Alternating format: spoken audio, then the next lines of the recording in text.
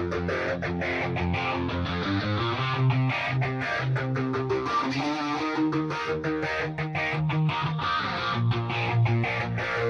been trying to call. I've been on my own for long enough. Maybe you can show me how to love.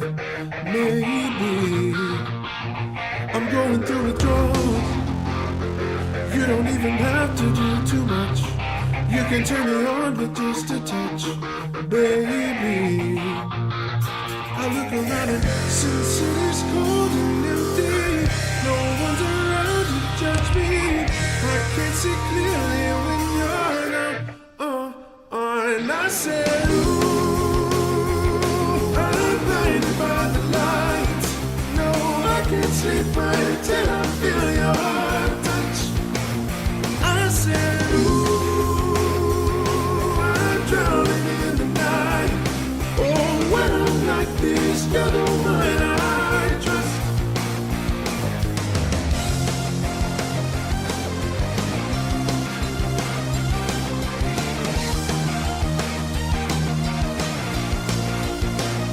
I'm running out of time, 'cause I can see the sun light up the sky.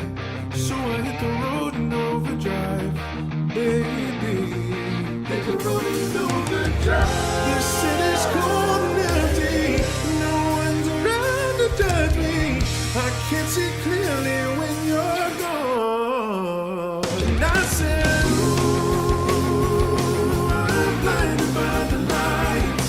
No, I can't sleep until I feel your touch. I said, drowning in the night. Oh, when I'm like this, you're the one I trust. I'm coming back to let you know I can never say it on the phone. But whenever let me go, this time I said, ooh, I'm blinded by the lights. No, I can't sleep until I feel your touch.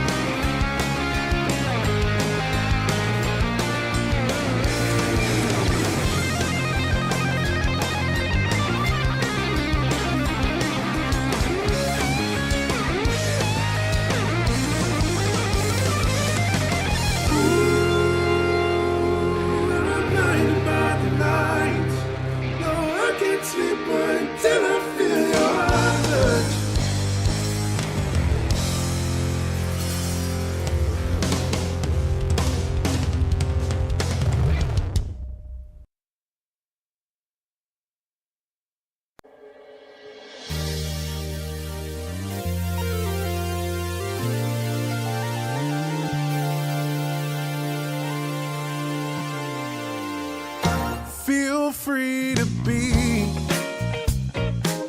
whoever you want to be.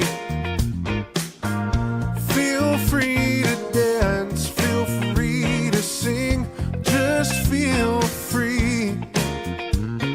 Welcome to the Two Tone Talk Podcast. It's episode 50. So let me tell you something. I'm going to put this hat on. Hair's a mess. There are some Titans fans today who are in a happy, just like the hat says here. The hat says the word happy on it. If you're listening on Spotify or SoundCloud, I'm wearing a hat that just says the word happy on it. There are some Titans fans today who are happy. They're happy. You know, Will Levis went on a short week in his second start ever, went in there last night and played exceptionally well.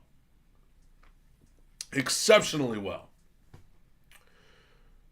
And yes, I'm encouraged about Will. I'm encouraged about him being the guy going forward. Great. There will be a time when I will come on here and rejoice with all of you because Will Levis has performed well. Today ain't the day. If you're looking to tune into a Titans podcast where somebody's going to try and twist last night into some sort of positive and make it seem like it was a moral victory, and oh boy, the Titans are going to be in position for a much better draft pick. If you think that's what you're going to get on this podcast, you need to exit out of this live stream and go find somewhere else.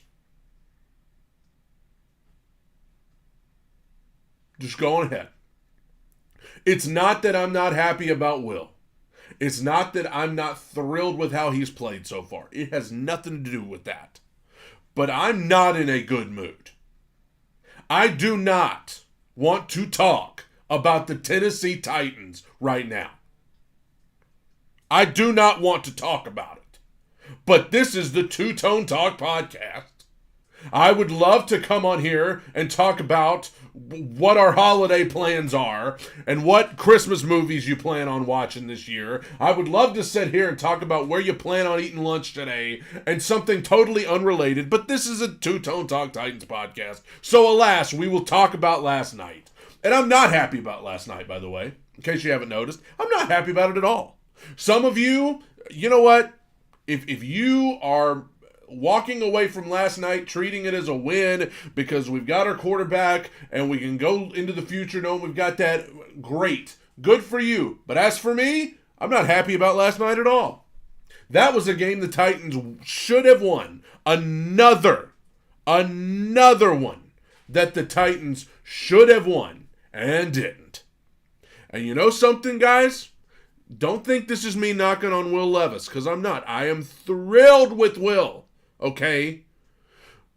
But I said this time and time again when people were ranting and raving about Ryan Tannehill weeks 1 through 6 or whatever. I said, hey, listen, I get it. The team needs a new quarterback.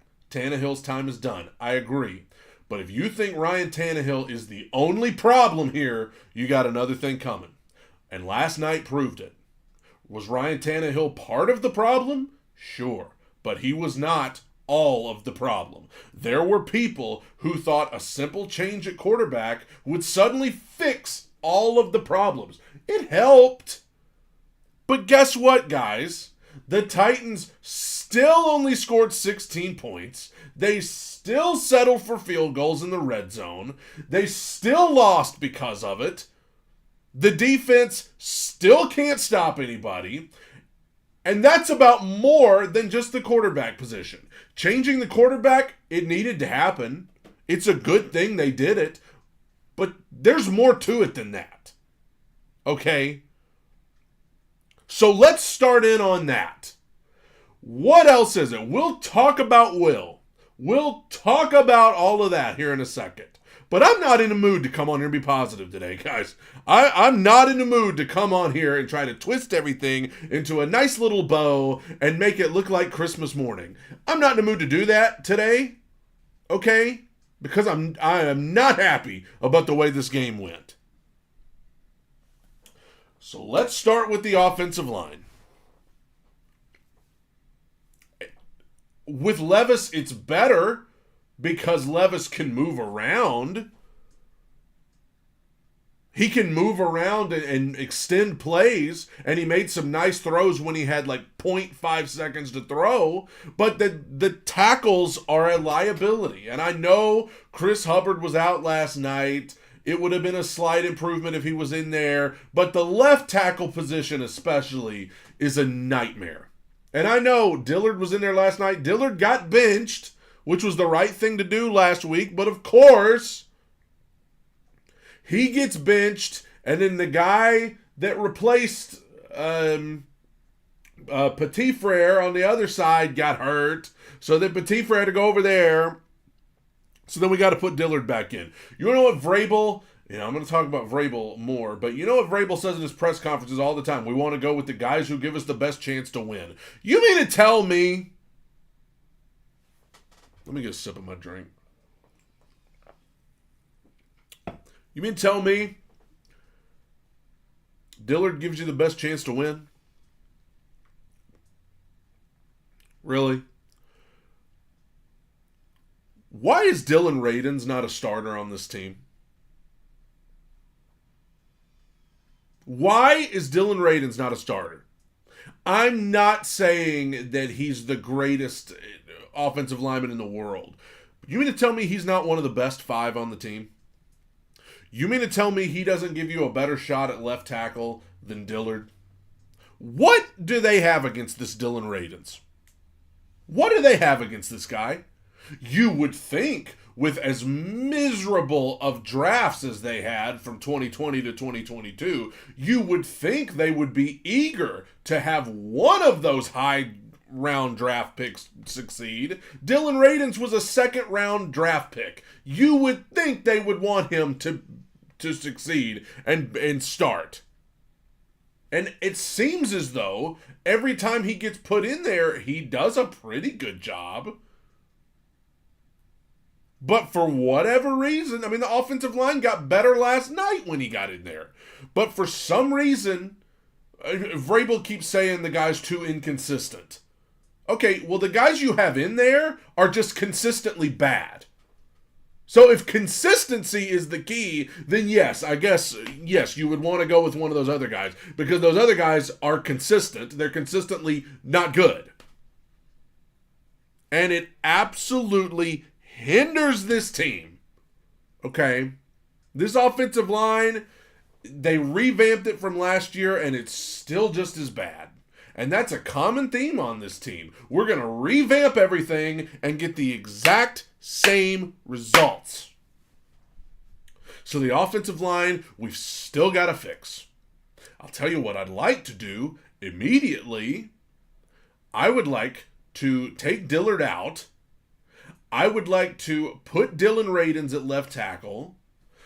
Or move Peter Skoronski to left tackle because that's a first-round pick. And with a first-round pick, you would like to have him at left tackle, which is the most important position on the offensive line when you have a right-handed quarterback. But anyway, I would like to either see Radins at left tackle for the rest of the year, or they're not going to move Skoronski in the middle of the year. But next year, potentially put Skoronski at left tackle and then Radins at left guard and see how the rest shakes out. I don't personally think that Nicholas Petit-Frere is much to write home about. His play has not been too significantly great. But you know what? You know what I don't want to do? I do not want to spend another first-round draft pick on an offensive lineman. I'm sick of it. I am absolutely sick of having to constantly rework this offensive line because you guys don't know how to draft a good offensive lineman. Isaiah Wilson may be one of the worst draft picks of all time. Okay? Dylan Radins was a second-round draft pick who you apparently have no faith in, despite the fact that he does okay when he's in there. So we'll go into another offseason where we got to try to rework the offensive line again because you guys keep missing on guys. Let me get another sip of this drink, man. I'm trying not to say something I'll regret later. Moving along to the lack of talent on the outside. Knock, knock, knock. Hello, it's me again. The lack of talent on the outside that we've been dealing with for years. If this team had not signed DeAndre Hopkins in July, who the heck would we even be throwing to? If they had traded DeAndre Hopkins a week ago, I don't even know what we would do. DeAndre Hopkins has like 9 to 10 catches a game, and everybody else has 1 or 2. I understand Treylon Burks had a significant injury at the end of the game. I wish him nothing but the best. That's bigger than football. All I care about is his health and his, all of his health going forward. That's the most important thing. In terms of on the field, it ain't working out with him. Just ain't working out. So, John Robinson, by the way, 3 straight first-round draft picks, Isaiah Wilson, Caleb Farley, Treylon Burks. Oh my gosh. Could you miss any more? John, did I mention he got fired in the middle of the year last year? Well, that's everybody talks about the AJ trade, and I think that was the leading reason, but closely followed by draft picks like that. Holy cow. Good Lord. And that's just first rounders. But lack of talent on the outside. I mean, listen, guys. Chris Moore's going to give you a couple of receptions a game. NWI is going to give you a couple of receptions a game. Kyle Phillips showed some promise last night, so I'm not totally giving up on him yet. But how many... Okay, Will Levis, is that going to be your guy going forward? Great. I'm totally behind that. Okay, great. Will Levis for the rest of the year and beyond. Awesome. But guess what? If you want this guy to really be successful going forward, you got to do what the Dolphins have done. You got to do, I mean, I say this every week, sound like a broken record. You got to do what the Dolphins have done. You got to do what the Eagles have done. You got to do what the Bengals have done. You got to do what the Bills have done. You got to do what all of these teams have done, and you have got to get unbelievable amounts of talent around him to put him in a position to succeed. I am so sick of going and drafting bums in the 6th round and hoping that we can turn them into something. I am sick of hitting up free agency and getting other teams wide receiver 4 and trying to bring them in and make them into something. I want you to go out with your $100 million in cap space this offseason and get me a T. Higgins. Get me somebody in free agency that can actually come in and give production and not just 1 to 2 receptions a game to make our quarterback fight for their lives. I am sick. If there's one thing, it ain't just one thing, but the number one thing that frustrates me to no end about Mike Vrabel is that apparently his way of doing it is to come in, get some guy who was undrafted, get some guy who was drafted late, get some guy who was lower on the depth chart on some other team or on some other team's practice squad, bring them in and try to mold them into something. Let me talk to the chat real quick. Goku420 is in the chat, and they are being overwhelmingly positive. Their comments, I mean, they are finding the good in everything. And you know what? Kudos to you. You are in a much better place today than I am with these Titans. I envy you for your optimism. Titan Anderson Sports is in the house. Titan Anderson, I am not in a good mood today, my friend. Not in a good mood. Titan Anderson now calling Goku out, saying they changed their name to 49ers last night and dissed us. So Goku, you have to answer for that.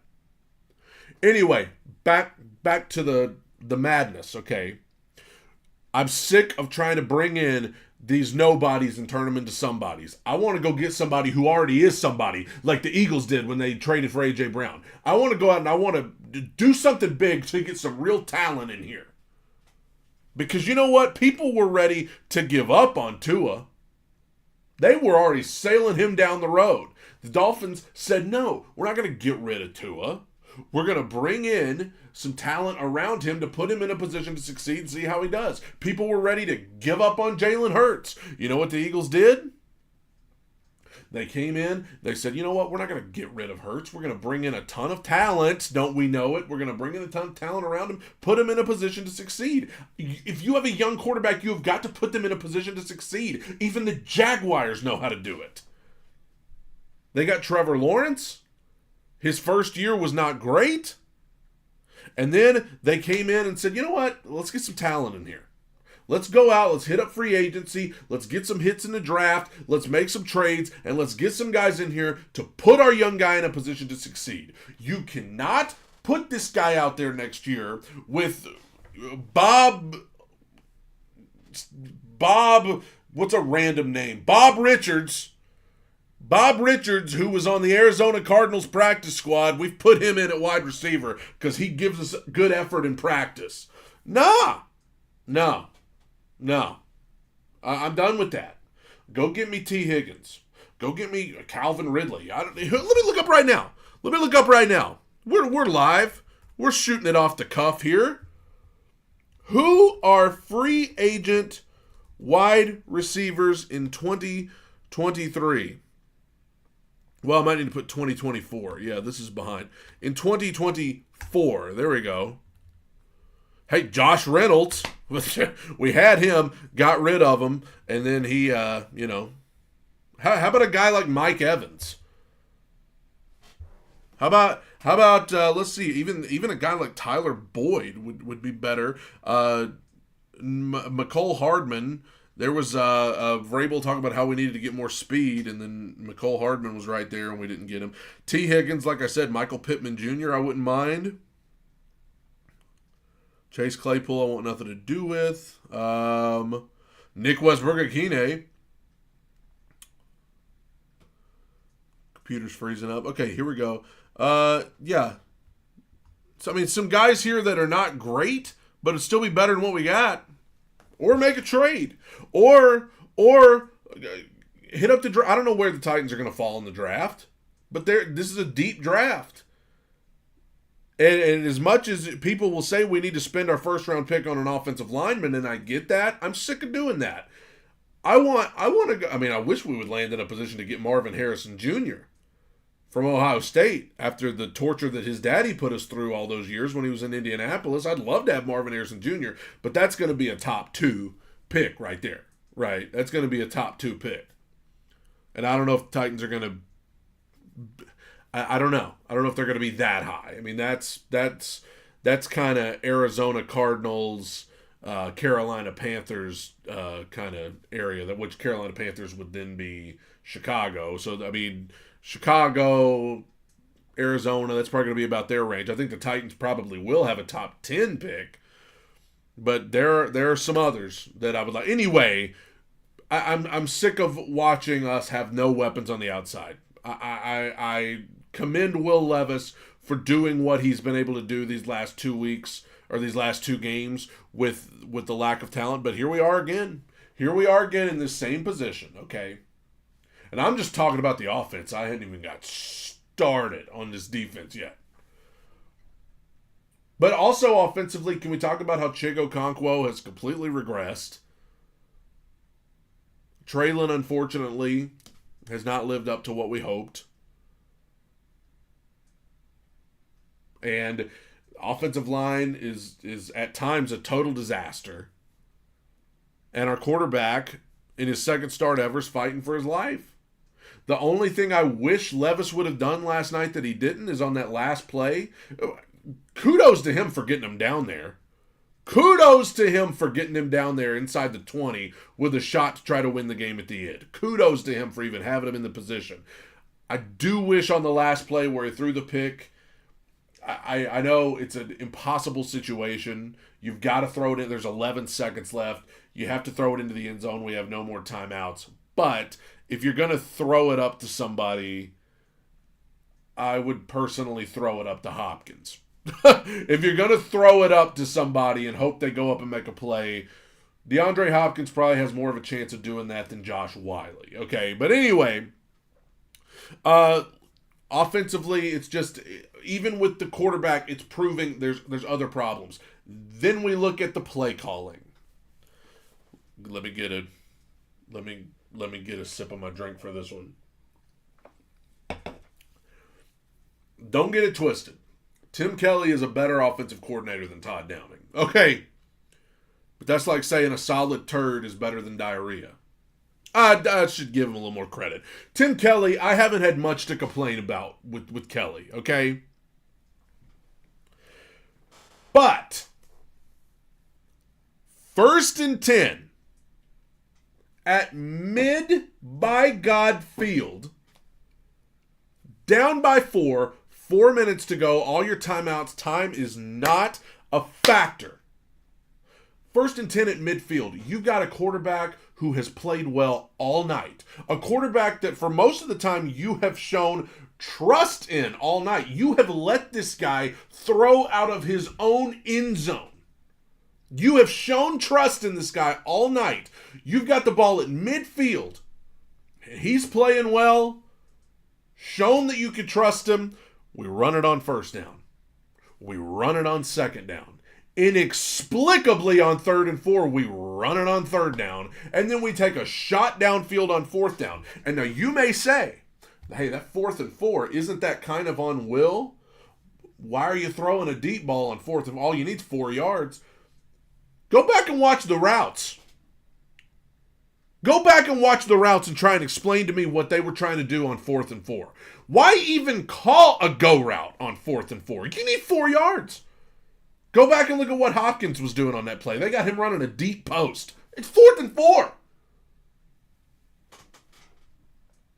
It's stupid. It's absolutely, it's ludicrous that we ran the ball 3 times in a row and then chunked it downfield for a deep shot on 4th and 4. It's ridiculous. It makes no sense whatsoever.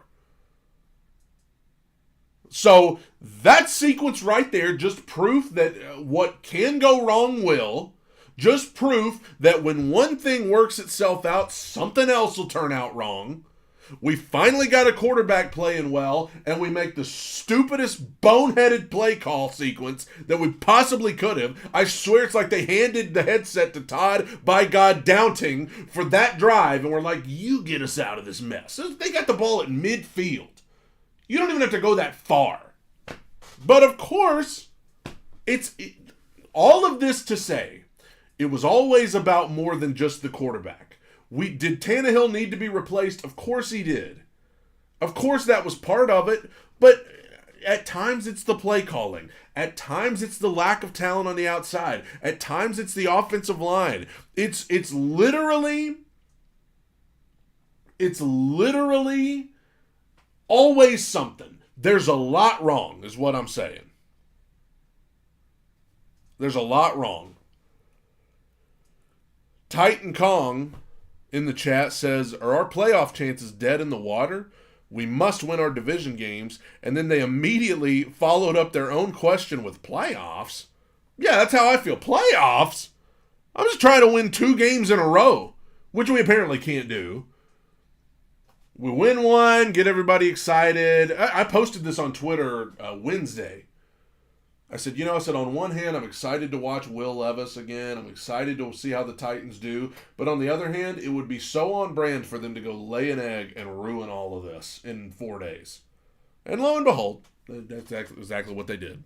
So if you were excited, and you could still be excited about Will, I'm not going to fault you for that. But if you were excited about the possibility that this team this year could salvage this, they pretty much told you last night, never mind. Don't get your hopes up. This is who we are. And I hadn't even talked about the defense yet. I don't want to hear anybody else tell me that this is still an elite defense, because it is not. It is not an elite defense at all. Everybody talks about, Titans are so good at stopping the run. No, they're not. No, they're not. The Titans, they got that tough defense. Who? I know the secondary was without Murphy Bunting and McCreary last night, who are probably their 2 best secondary players, especially now that Byard's gone. But it's like, they can't cover anybody. Kenny Pickett just dinking and dunking his way down the field, and we apparently have we have no answers for it. Just screen here, dump off there, and we're just letting it go for 10, 11 yards at a time. And then the pass rush. Oh, great Titans pass rush. Where are we? There's a lot of money in some of those guys on that defensive line. They seem to disappear a lot. And I understand the Steelers were getting rid of the ball quick last night, but there were times that this whole defense is centered around the idea that the Titans can get home with just the front 4.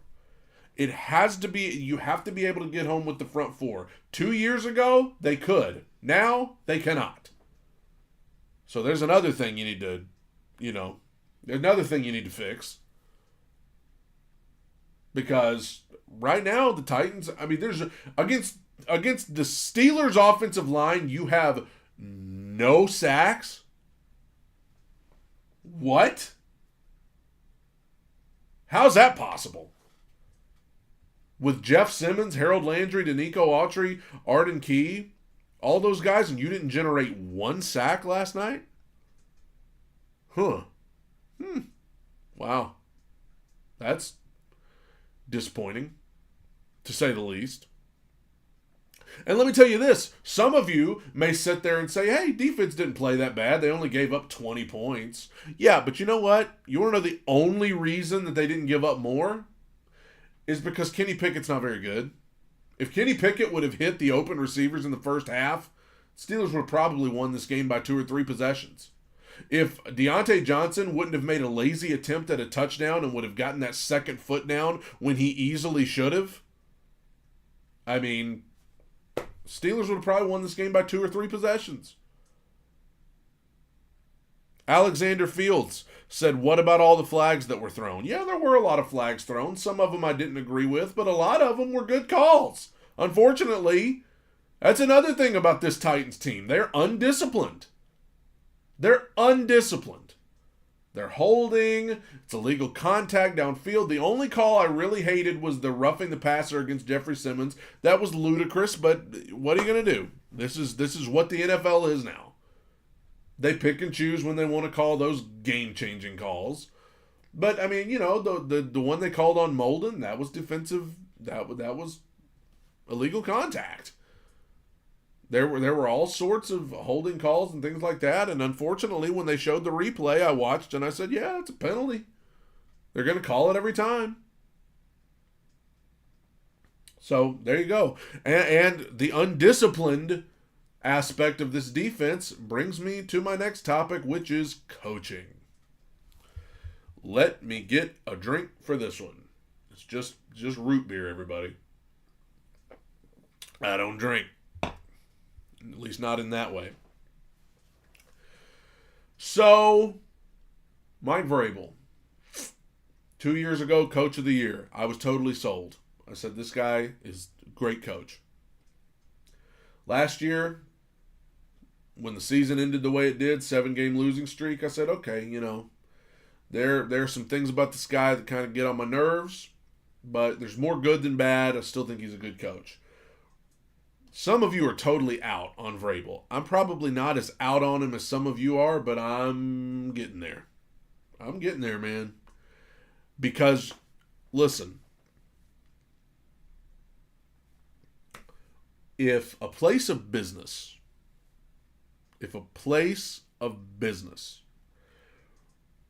was losing money, losing customers, all numbers were down, you want to know what you would do?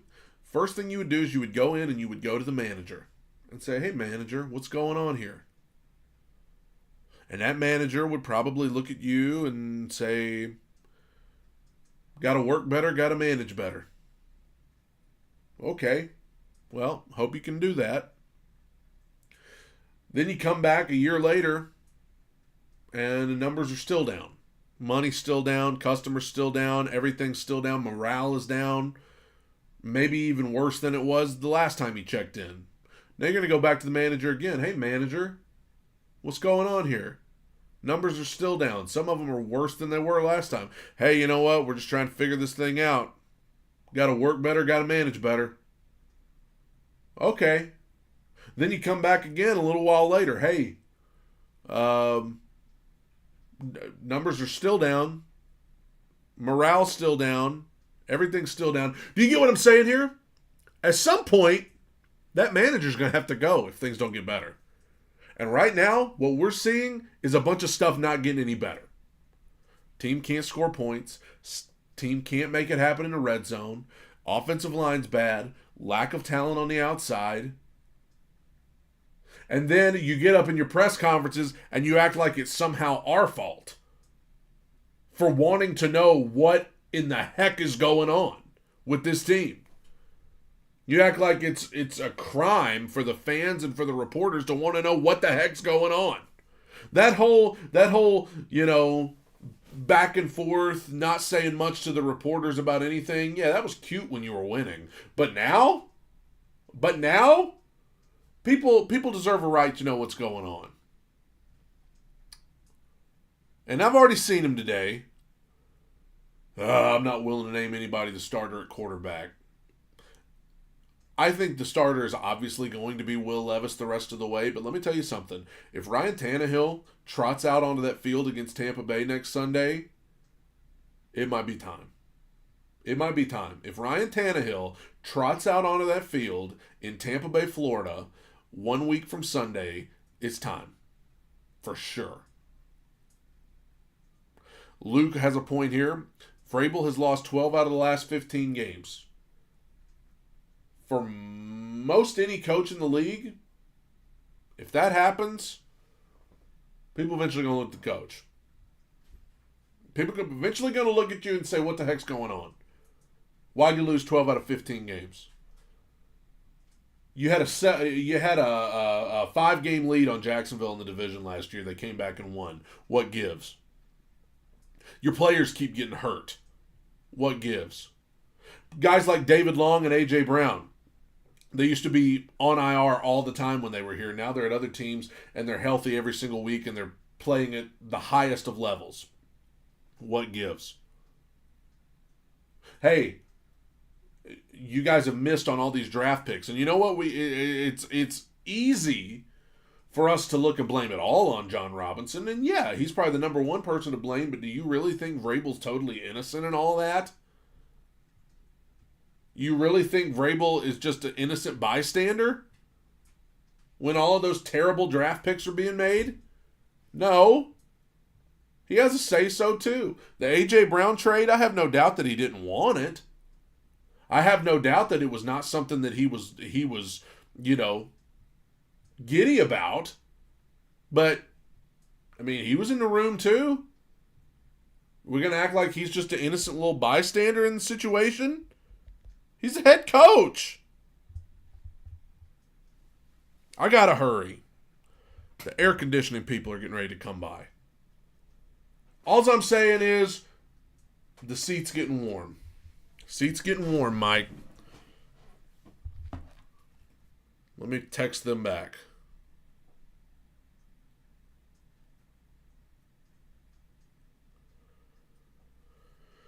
Okay.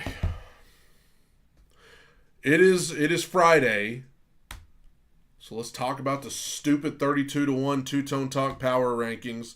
It's a tradition. This is what I do every Friday. Bottom three, let's just get through this.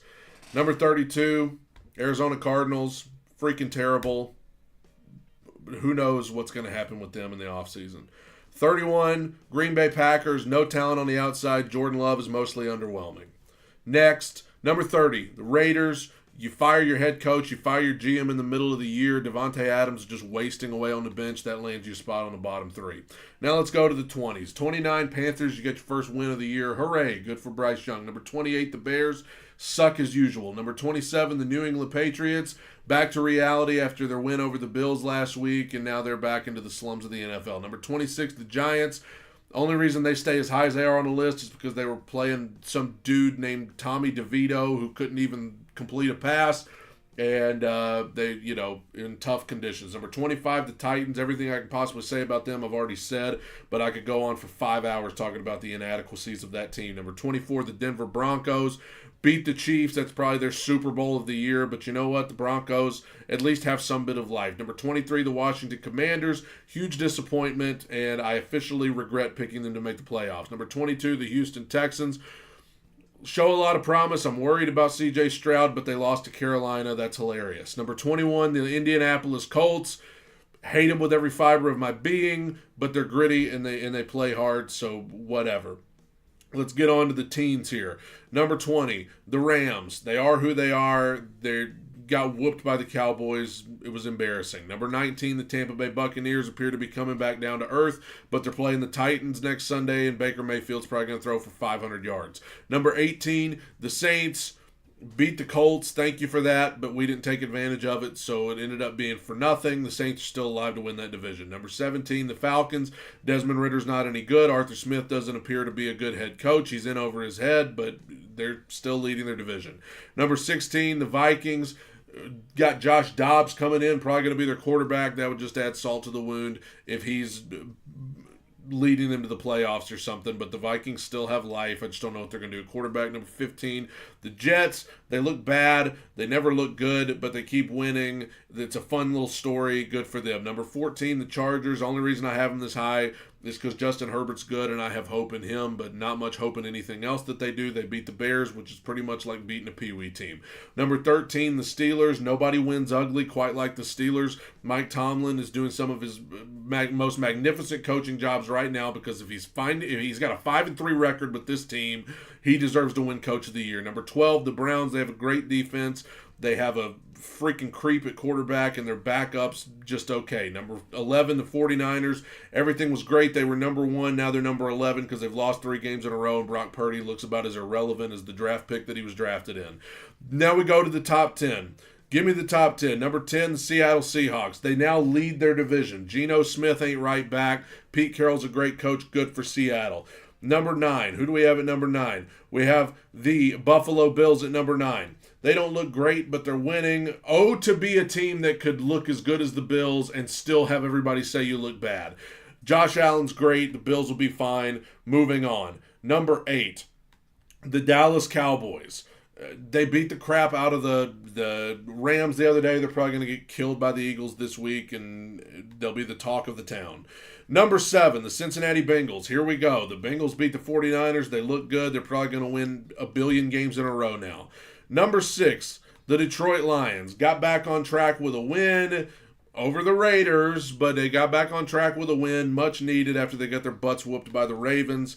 Now we move to the top 5. The Kansas City Taylor Swift Chiefs. She wasn't there. That's probably why they lost. Really bad loss to the Broncos, but the Chiefs are 6-2. They have Patrick Mahomes. They have Travis Kelce, and they have like a 18-game lead on every other team in their division. Good for them. Number 4, the stupid idiot Jacksonville Jaguars, who apparently think they're Super Bowl bound because they have a soccer mom at quarterback and some pretty decent talent on the outside.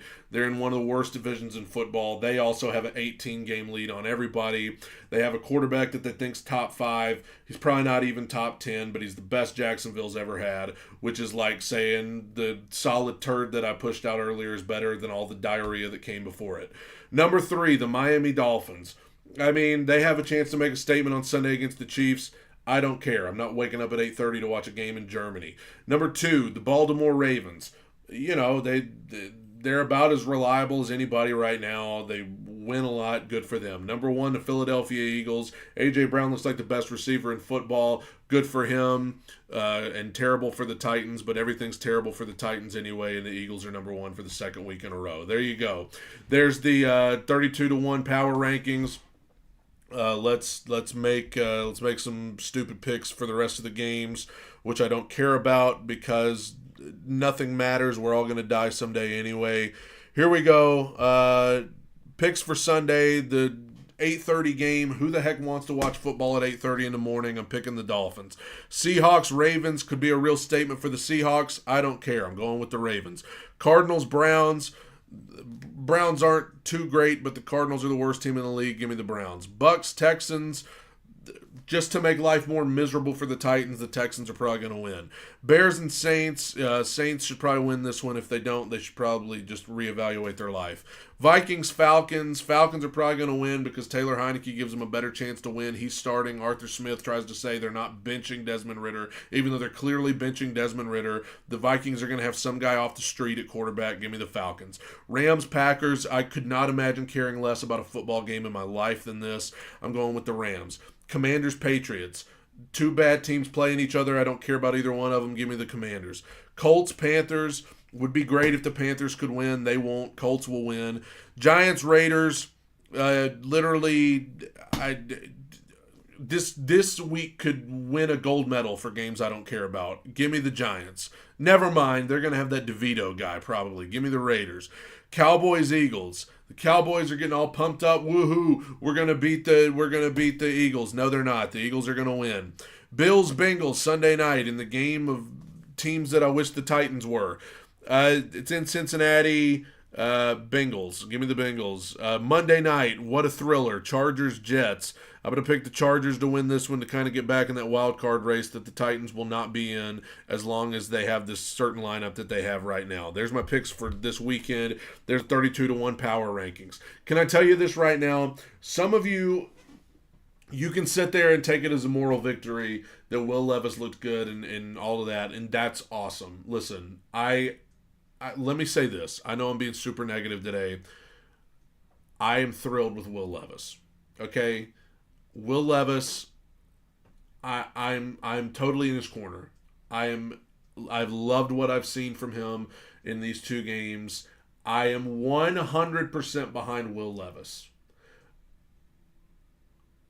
But I'm going to need to see this staff and this organization put something around him that actually puts him in a position to succeed and not puts him behind the 8 ball the second he walks out on the field. With a bad offensive line, bad weapons outside of DeAndre Hopkins, and a defense that couldn't stop a nosebleed. Okay? I'm sick of watching it. I'm sick of watching this team not even be able to score 20 points. I'm sick of watching them settle for field goals. I'm sick of watching offensive linemen who couldn't block a paper bag. I'm sick of watching receivers who can't get open. And I'm sick of watching a defense watch offensive players run right by them.